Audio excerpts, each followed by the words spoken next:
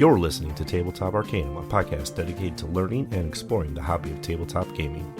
Your hosts are Justin Taylor and Richard Geese, so sit back and relax as we talk, discuss, and joke our way through the hobby we love so much.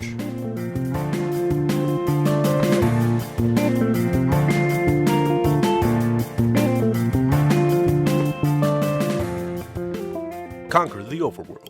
Overboss is a new game featuring retro villains of Boss Monster. Emerge from your dungeon and conquer the Overworld in this devious tile placement game for 1 to 5 players. Draft terrain tiles, recruit monster tokens, and build the most powerful map. To maximize your power, you'll need to collect and build clever combos. Welcome to Tabletop Arcanum. I'm your host, Justin, and today we're bringing you a review of Overboss, a Boss Monster adventure game. This is put out by Brotherwise Games and was designed by Aaron Mesborn and Kevin Russ.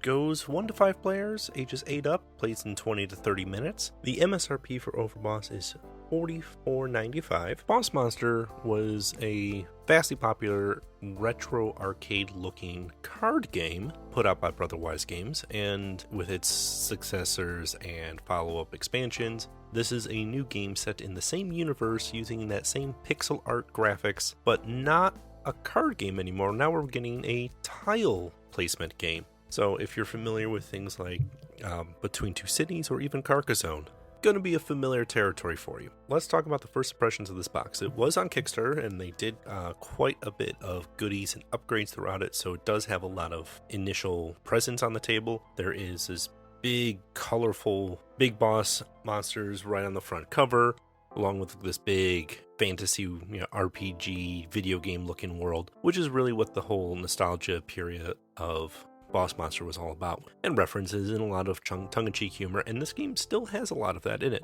but it seems to have expanded beyond that and tried to carve its own piece of the world out there with you. Now, they did team up with Game Trays to have a storage tray inside the box, which is well done. It's done in that nice purple that Overboss seems to carry throughout its theme. The player boards are really well done too. They're nice, stiff cardboard boards, double-sided, so you can actually play a 3x4 grid or a 4x4 grid if you want a little bit longer game. In our testing, I noticed the game length did extend a little bit on the larger board, but not by a dramatic amount, so it's actually kind of nice if you want a little bit longer game but still don't want to sit there for hours either. The tiles and cardboard and all that is top-notch, good quality. They're all backed nicely. The tiles and tokens are pretty much straightforward. The only cards that actually exist in this game are either to have your bosses, your deck of command cards for the bosses, and a randomizer deck to figure out what terrain types you're going to be using in your game, because you only get to use 5 of them, but the game comes with 10 different terrains, so you can get a lot of variety out of this, and they even mark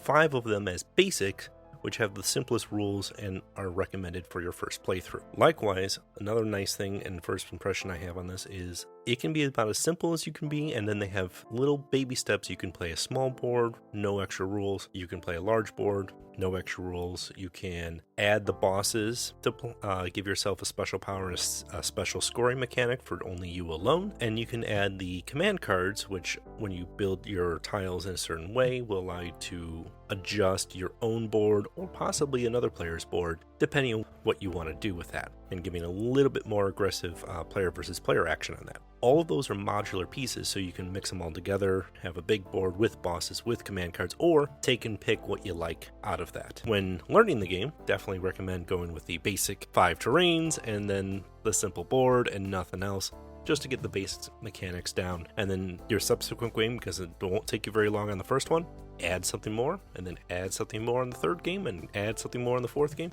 and you can kind of get this built-up experience with this, which is really what I find most welcoming with a game like this. There is no wrong way to play it, and it doesn't really feel like an incomplete game if you're not using all the pieces. So some of the good things that Overboss does, it keeps the scoring mix simple when using it. You can choose your terrains, or you can randomize it depending on how you and your play group feel, but none of the scoring mechanics are really overcomplicated once you've seen them before.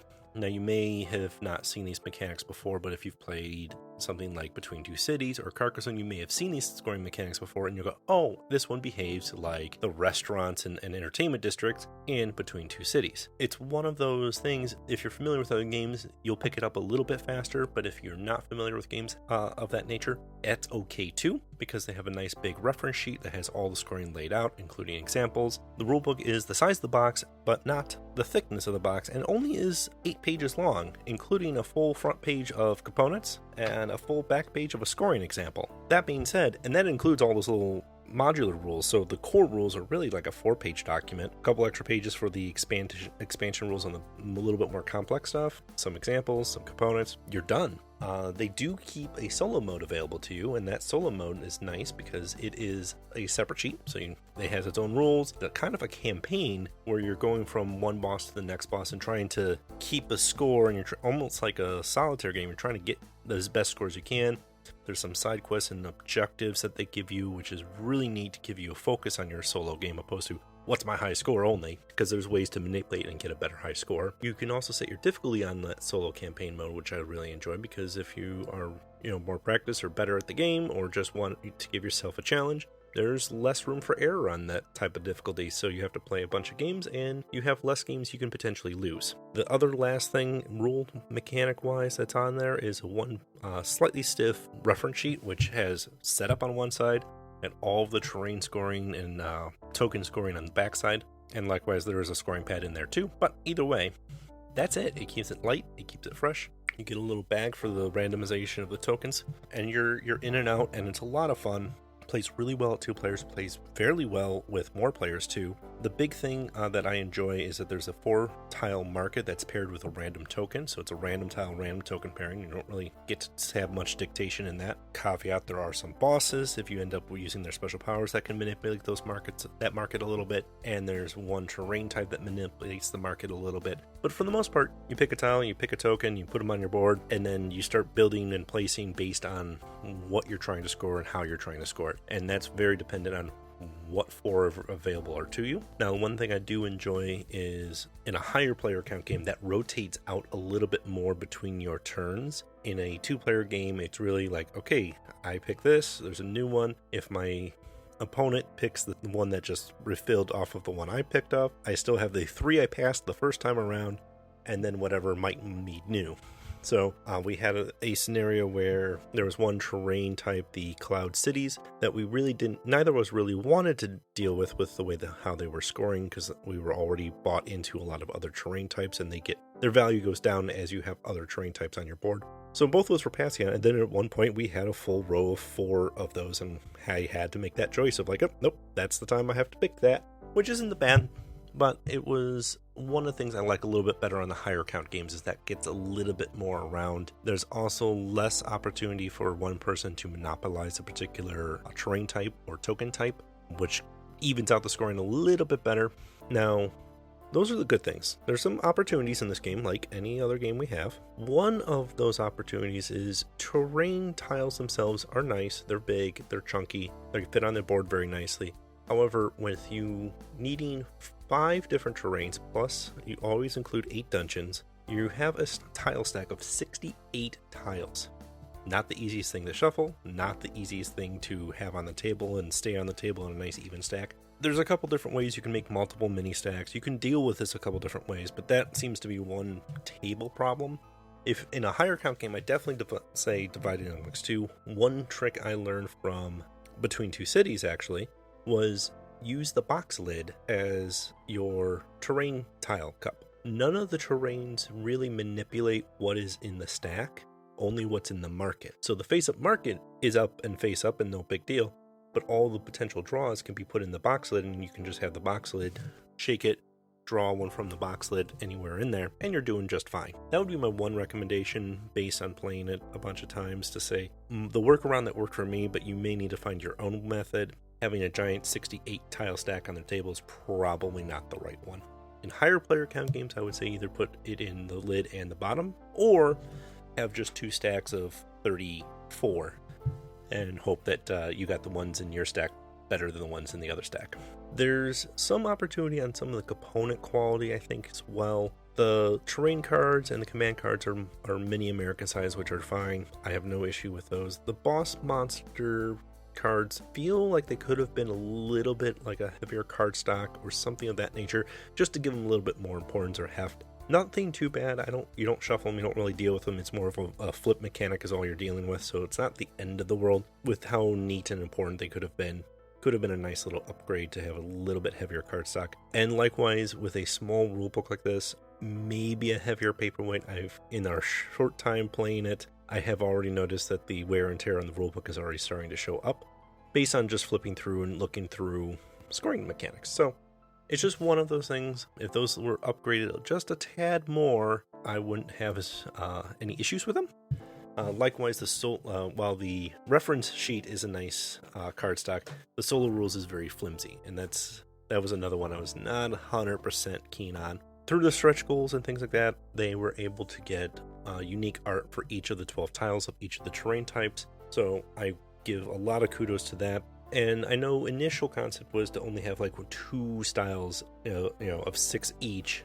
And I think if that ended up being the case, it may not have had the table presence that Overboss really does have with all of that variety on it. If there was a way to refresh the market a little bit more easily, if people are passing on things, I would have probably appreciated that as a secondary mechanic. Well, as you can tell, I did enjoy Overboss from Brotherwise Games. I do think it has a lot of fun, merit, and I know we had a lot of enjoyment out of it.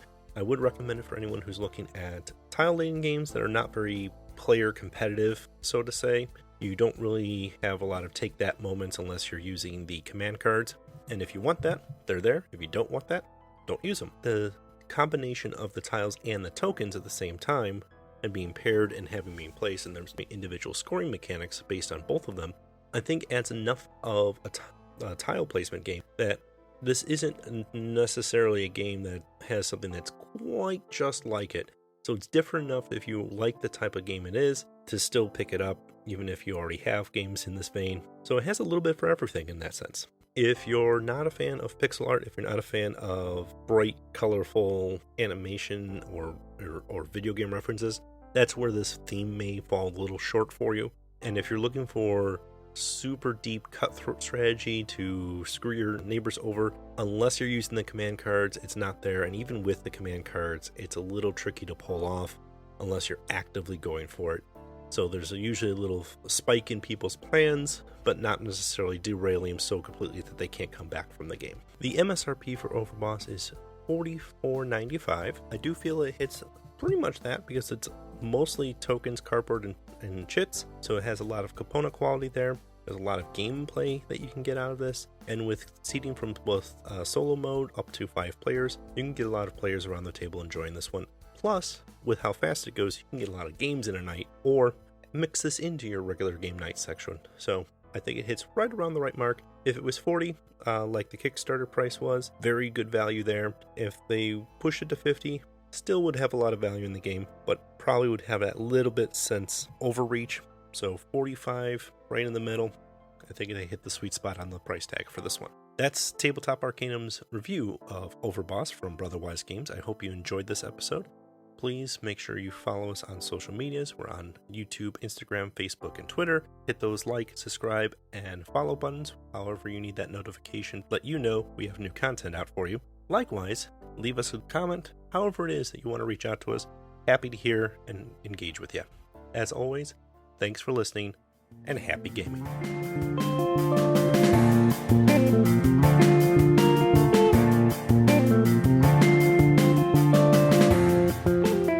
You've been listening to Tabletop Arcanum, produced by Justin Taylor. This episode is hosted by Justin Taylor. Mixing and editing by Richard Geese. Original theme by Paul Moore and Issac Gilbert. Check the description for this episode's featured background music. You can follow us on most social media platforms. Be sure to like, subscribe, and follow, and leave us a review if you would. As always, thanks for listening.